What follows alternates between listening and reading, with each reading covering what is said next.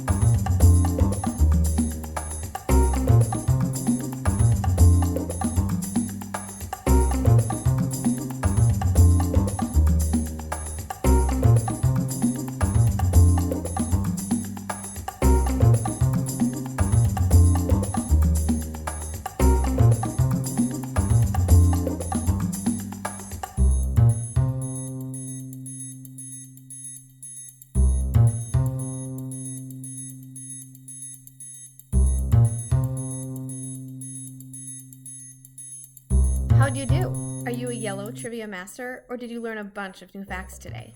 Either way, I hope you had fun. If you'd like, check out the other color trivia videos or more brain breaks that I've created here on YouTube. Just type Amanda Zeba Brain Breaks in the search box. Then, make sure you like this video and subscribe, or check out the other great content I have online. See you again next time!